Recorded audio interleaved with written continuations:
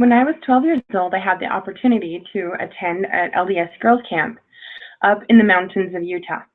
I had been looking forward to this experience since I was a little girl because both of my older sisters had attended when they were 12. They had a fantastic time serving others, building friendships, and drawing closer to God. Little did I know I would get more than I bargained for. Finally, my week had come and I was thrilled. During the week, I was able to sign up for additional activities, one of which was called a hike called Above and Beyond.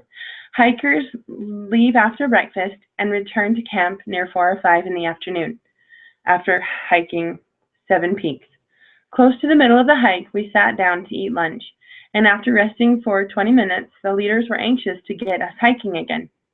As we were packing up and moving on, clouds rolled in over us and it began to drizzle.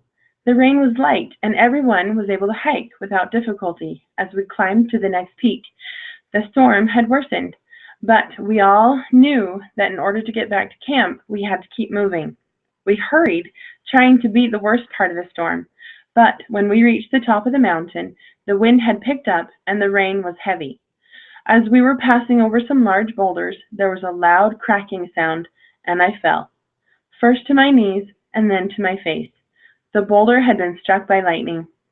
The leaders ran to where I was, and they lifted me up and carried me down off the rocks to a safer location, and all I could focus on was the extreme pain I had just experienced and began to cry. Although I had no physical injuries, I was extremely shaken up, but I was alive.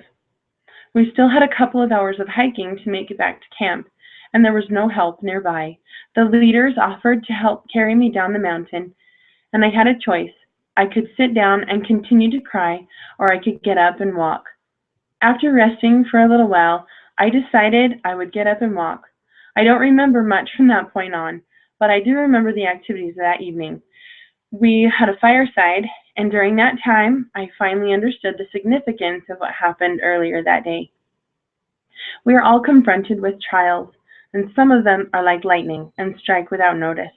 Car accidents, a layoff, an unexpected medical diagnosis, or a sudden death in the family. We all have different journeys in this life, and when we're faced with unforeseen tragedies, we have a choice. We can sit down, cry, and give up, or we can sit down, cry, and stand up again, brush yourself off, and keep walking.